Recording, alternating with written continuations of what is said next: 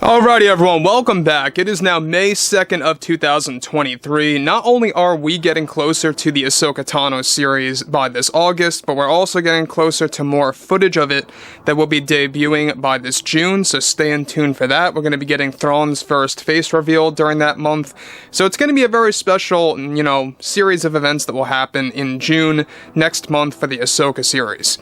This is Mike Zero. Subscribe if you're new and like this video to see future Star Wars updates. I'm also on Twitter at Mike01. I thank you also very much for the great and kind support.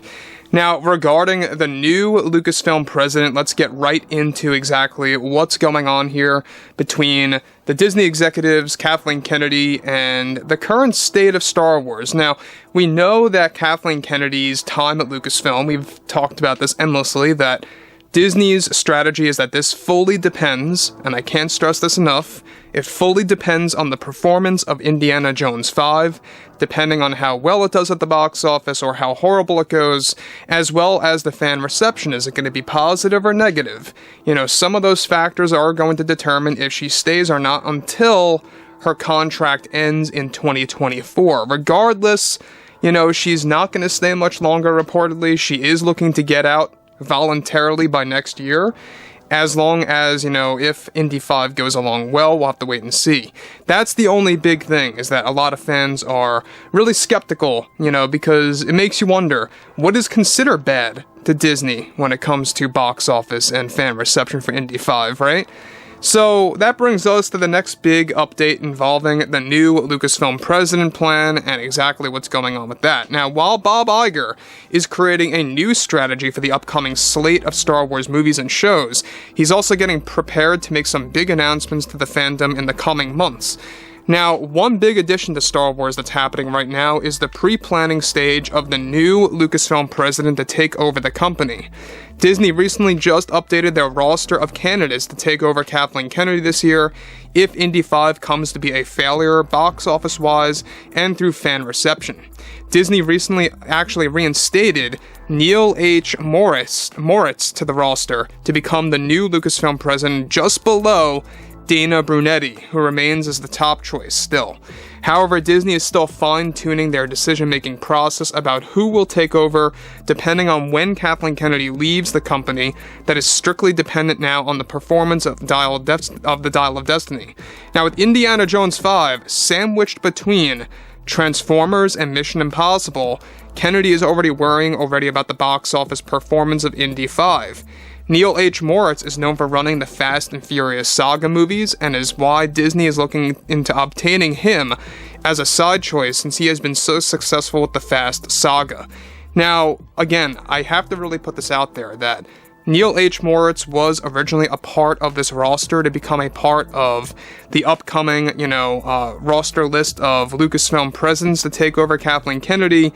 He got off the list a couple of months ago due to some kind of issue with Fast X and stuff around those lines. Now, the one thing about Moritz is that he did have some kind of lawsuit, I believe, something to do with Universal. I don't know if that's going to be too tainted for Disney to handle if he does get that actual offer officially.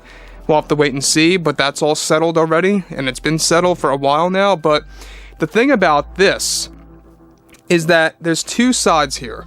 Dana Brunetti is a real passionate, driven producer. He loves Star Wars. He loves what he did with Fanboys. It's why we have a dedicated movie to the Star Wars fandom in 1990s culture and early 2000s technically too.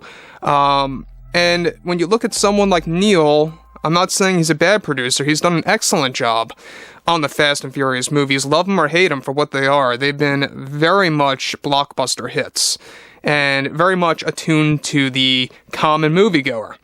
And basically, Neil H. Moritz is the guy that Disney wants on a business level. However, Dana Brunetti, the reason why he's still at the top of the list is that they really do want somebody that knows Star Wars at the core, that understands the fan base. That's what they ultimately want. So it is a standstill right now on exactly what's going to happen with that. But moving to the next thing here is that by holding the skills of focusing on a full ensemble cast and the concept of family in the Fast and Furious franchise, Disney feels Moritz would be a more actual, better choice business-wise, than Brunetti.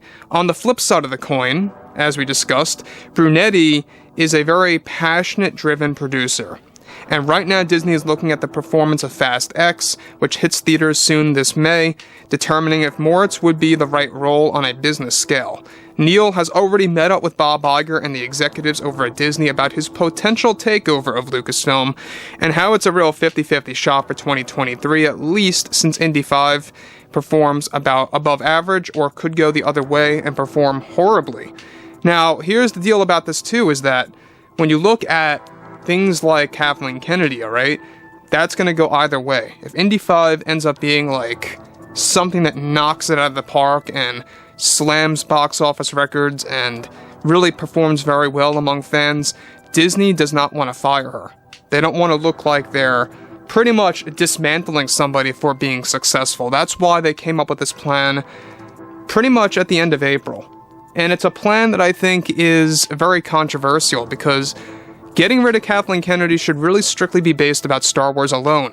If you're strictly focusing on Star Wars after Indiana Jones 5 is all said and done, why would everything be based on Indy 5? That's the biggest question of all. You know, it really does not make any sense to me. But I guess they're catering to Indy fans, and that's why.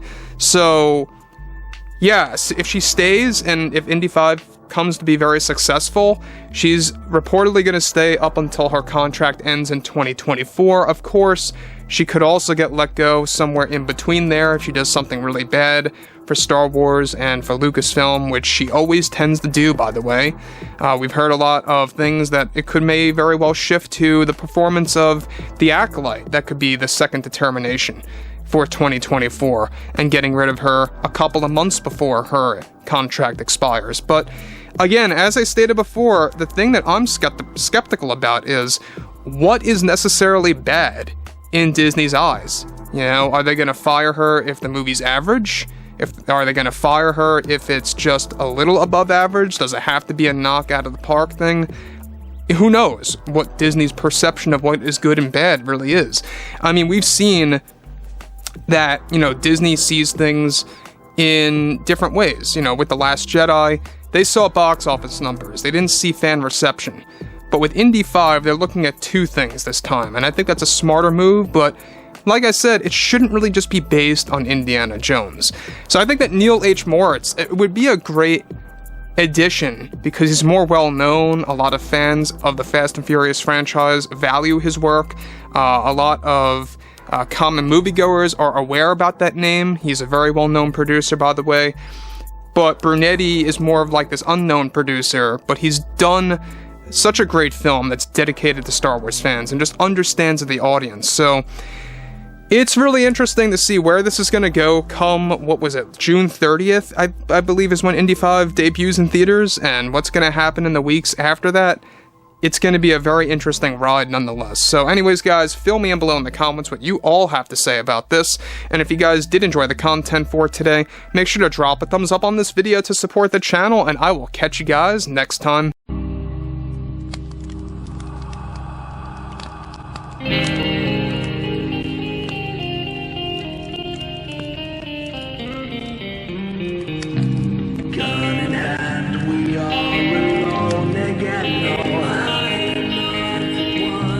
Night to moon, we hear them moans again.